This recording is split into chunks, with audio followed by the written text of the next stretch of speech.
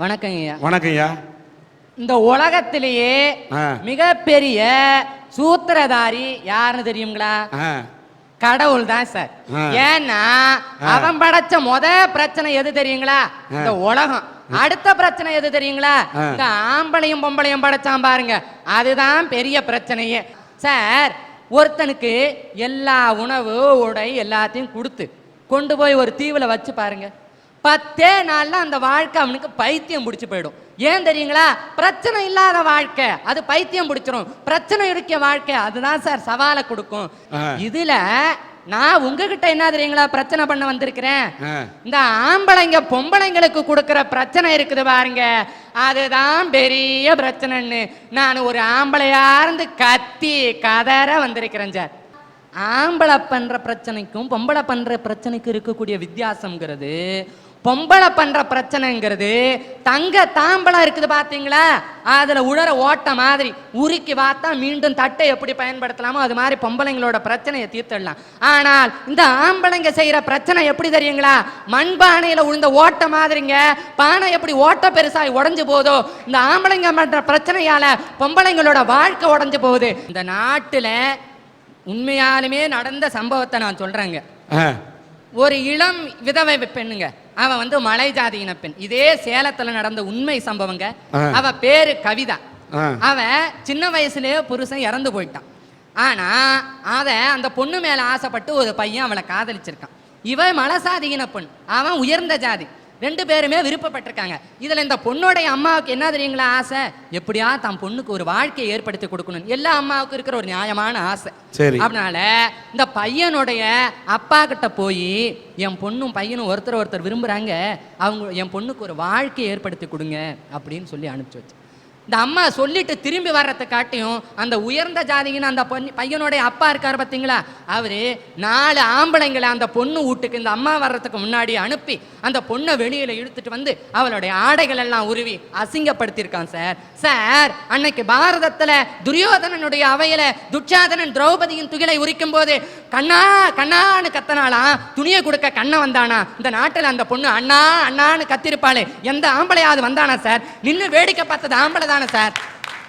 Sir, பொம்பளைங்க எந்த தொழிலை செஞ்சாலும் இலக்காரமாவே பார்க்கறது சார். இல்லைன்னு சொல்லுங்க, எப்படி போனாலும் எந்த தொழிலை பார்த்தாலும் தப்பா பேசுறாங்க சார். பொம்பளைங்க ஐஸ் விற்க போனாலும் ரைஸ் விற்க போனாலும் ஒரு சைஸா பார்க்குற ஆம்பளைங்க இன்னமும் இருக்கதானதார் செய்யறாங்க சார். கும்பகோணம் மகாமக விபத்து நமக்கு எல்லாருக்குமே தெரியும். அதுல இறந்து போனது ஆண்களின் எண்ணிக்கையை விட பெண்களின் எண்ணிக்கை தான் சார் அதிகம். ஏன் தெரியுங்களா? ஆம்பளை வேட்டி கட்டி இருக்கான், பேண்ட் சட்டை போட்டிருக்கான். அந்த விபத்து நடக்கும் போது அங்க இருக்கக்கூடிய தட்டியை தாவி குதிக்கிறான் சார். பேண்ட் போட்டிருக்குவேன், வேட்டியை மடிச்சு கட்டிட்டு குதிக்கிறான். பொம்பளைங்களால அப்படி செய்ய முடியுமா? அந்த ஆடையை அணிச்சுக்கிட்டு அவங்களால ஓட முடியுமா? புடவை வச்சுட்டு ஓட கூட முடியாது, தாவி குதிக்க முடியுமா? அப்படி நான் அதுக்காக ஒரு கவர்ச்சியான உடை தான் அணியணும் நான் சொல்லல.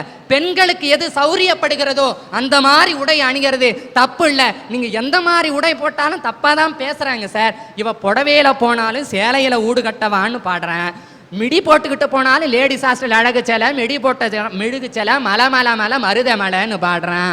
இவ எந்த துணியில போட்டாலும் இவளை குறை சொல்றதுக்கு ஆம்பளைங்க தயாரா இருக்கிறாங்க.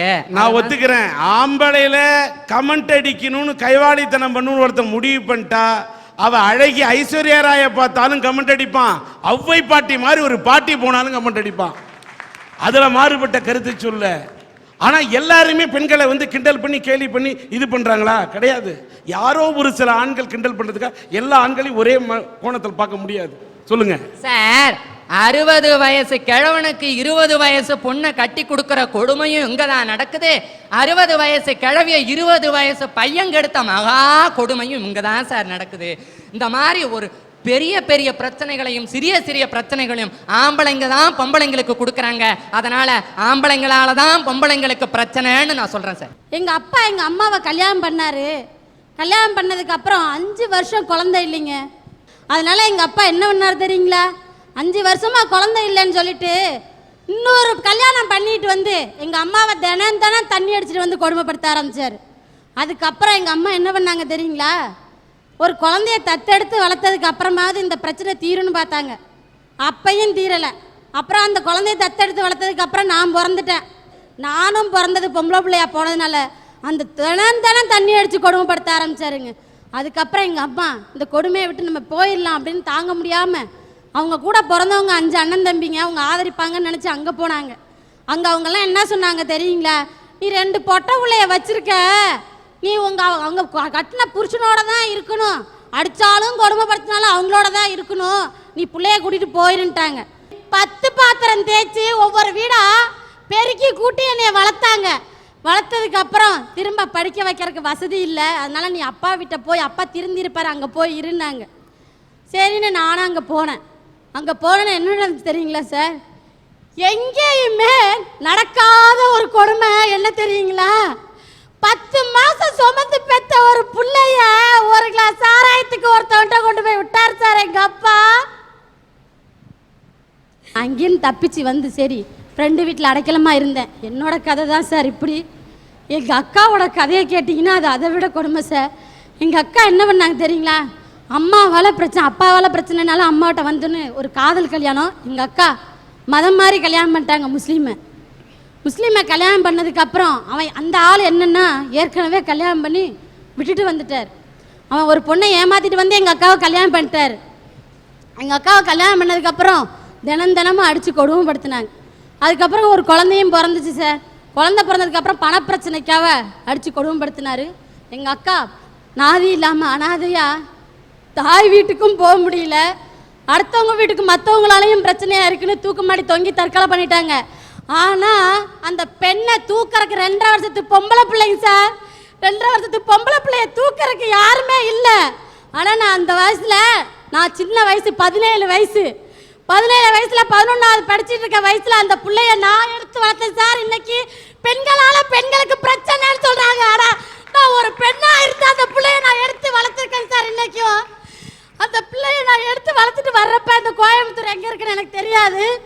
அந்த கோயம்புத்தூரில் வந்து நான் வேலைக்கு வந்தேன். ஒரு வீட்டில் தங்கி வேலை செஞ்சேன் சார். இந்த வீட்டில் தங்கி வேலை செய்கிற இடத்துல சம்பளத்தெல்லாம் வாங்கிட்டு வந்து என்கிட்டயே கொடுன்னு சொல்லிடுவோம். சம்பளத்தெல்லாம் வாங்கிட்டு வந்து என்கிட்ட கொடுன்னு சொல்லும்போது நாங்கள் கொடுத்துட்டு இருந்தோம். ஒரு நாள் 500 ரூபா பணம் கேட்டேன். என்கிட்ட இல்லைன்னு சொன்னதுக்கு நான் ஹார்ட் பேஷண்ட் சார்.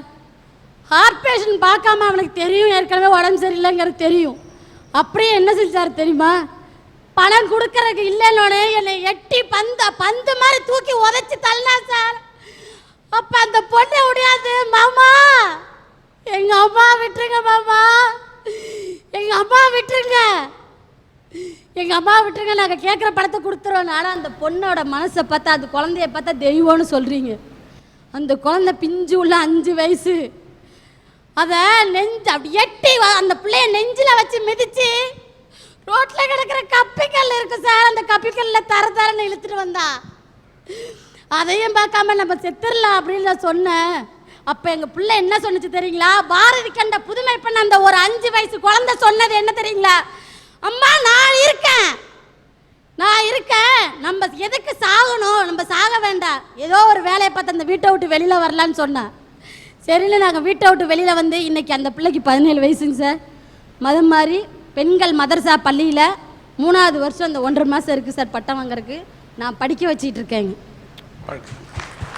இன்னமும் நான் படிக்க வச்சிட்ருக்கேன். ஆனால் நானும் இருதய நோய் ஹார்ட் பேஷண்ட் தான். ஹார்ட் பேஷண்ட்டாக இருந்தாலும் ஒரு தன்னம்பிக்கையோட, ஏன்னா எங்கள் அம்மா வீட்டுக்கு நான் போகல, எங்கள் அப்பா வீட்டுக்கும் போகல, யார்கிட்டையும் ஒரு 10 காசு கேட்கல. இன்ன வரைக்கும் ஒரு பிஎஸ்சி நர்சிங் எப்படி படித்தேன்னு கேட்டிங்கன்னா, நைட்டு சூலூரில் நரசிம்மாமில்ல டியூட்டி பார்ப்பேன், நைட் ஷிஃப்ட் பார்ப்பேன், காலையில் ட்ரைனிங் போவேன்.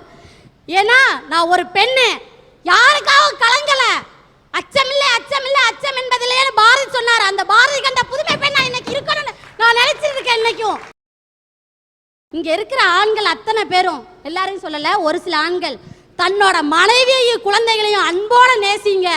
தன்னோட அம்மாவை தவிர மற்ற பெண்கள் எல்லாரையும் அம்மாவாகவும் சகோதரிகளாகவும் நினைச்சு கேவலமான ஒரு காரியத்தை பண்ணிடாதீங்க சார். கல்யாணம்னா ஒரு பொண்ணுக்கு எவ்வளவு சந்தோஷம் தெரியுங்களா?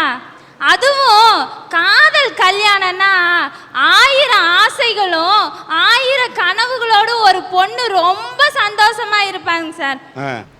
காதல் திருமணம் தாங்க சார் எங்க அம்மா பண்ணிக்கிட்டாங்க. எங்க அம்மா ஒரு பட்டதாரி பெண், எங்க அப்பா 8வது தான் சார் படிச்சிருக்கிறாங்க. 2 பேரும் காதலிச்சு திருமணம் பண்ணிட்டாங்க.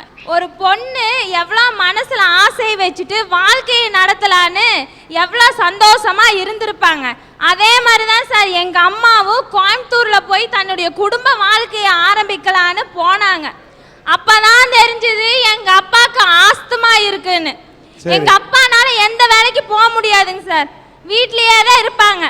எங்க அம்மா வீட்டை எதிர்த்து நம்ம திருமணம் பண்ணிட்டோமே, நம்ம நல்லா இருக்கணும், நம்மளுடைய கணவனோட மானத்தை காப்பாற்றணுங்கிற ஒரே காரணத்துக்காக எங்க அம்மா வேலைக்கு போனாங்க.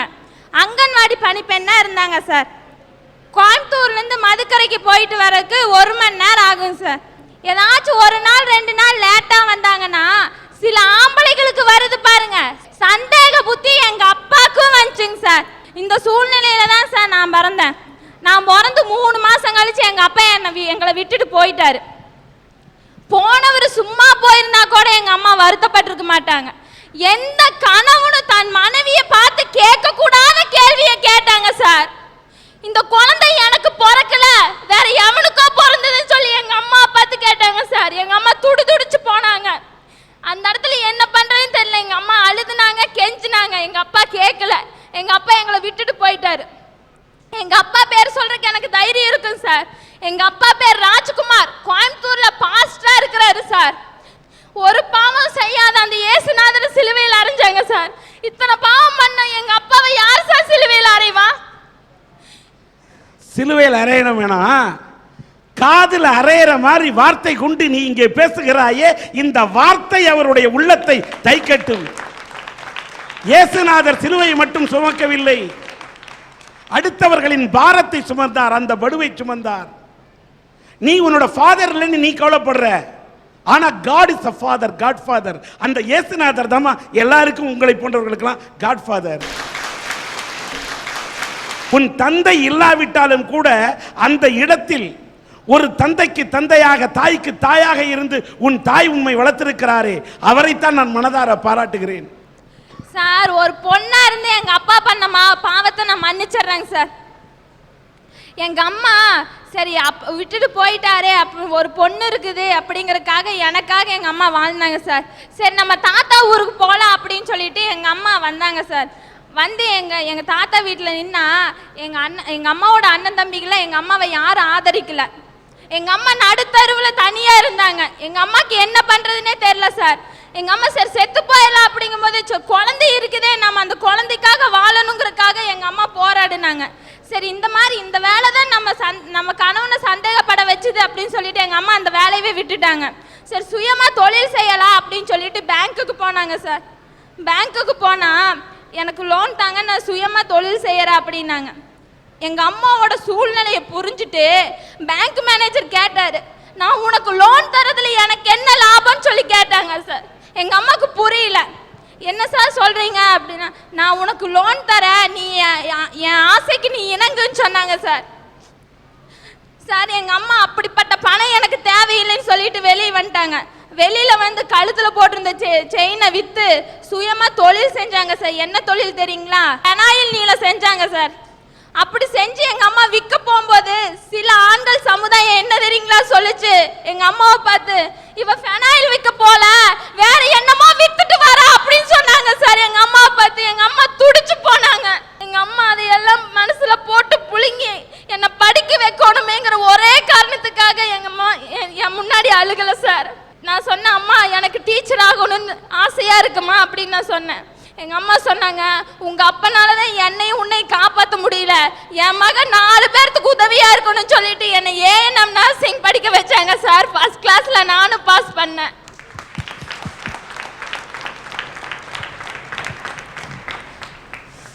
சார். படிச்சு நான் வேலைக்கு போனேன். எங்க அம்மாவோட பாரத்தை நான் 2 வருஷம் நான் சுமந்தேன் சார். சுமந்து எங்க அம்மாவுக்கு உதவியா இருந்தேன். நான் சொன்னேன், மறுபடியும் எங்கள் அம்மாட்ட சொன்னேன், அம்மா எனக்கு பிஏ லிட்ரேச்சர் படிக்கணுங்கம்மா, நான் படித்தேன், என்னை படிக்க வைங்க அப்படின்னு சொன்னேன்.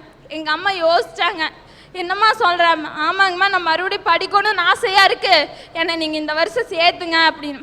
எங்கள் அம்மா யோசிச்சு அடுத்த நாள் காலையில் சொன்னாங்க, நான் உன்னை படிக்க வைக்கிறேன், ஆனால் நீ எனக்காக ஒன்றே ஒன்று பண்ணு அப்படின்னாங்க. என்னங்கம்மா சொல்லுங்க அப்படின்னு. கடவுள்கிட்ட நீ ப்ரேயர் பண்ணிக்கோ, எனக்கு ஆயுசுனால கூட்டி கொடுக்கணும்னு சொல்லி ப்ரேயர் பண்ணிக்கோ அப்படின்னாங்க சார். துடிச்சு போனேன் சார். இத்தனைக்கு காரணம் அந்த ஆண் தானே சார். ஆண்னால தான் சார் பிரச்சனை. அதனால தயவு செய்து இந்த அரட்டை அரங்கத்து மூலியமா நான் கேட்டுக்கிறேன். கணவனால் கைவிடப்பட்ட பெண்களா இருந்தாலும் சரி, கணவனை இழந்த பெண்களா இருந்தாலும் சரி, தயவு செய்து உங்க சகோதரியா பாருங்க. நீங்க அவங்கனால உதவி செய்யலைனாலும் பரவாயில்ல, உபத்திரவம் கொடுக்காம இருங்க. ஆண்களே, நீங்கள் பெண்களை எல்லாரையும் ஒரே பார்வையில் பார்க்காதீங்க. ஃபினைல் விற்க போனா கூட நீ ஃபினைல் விற்க போனியா இல்லை வேற விற்க போனியான்னு நான் கூசாம பேசக்கூடிய ஆண்கள். இதே உன் வீட்டில் ஒரு பெண் அப்படி போனா கேள்வி கேட்பியா?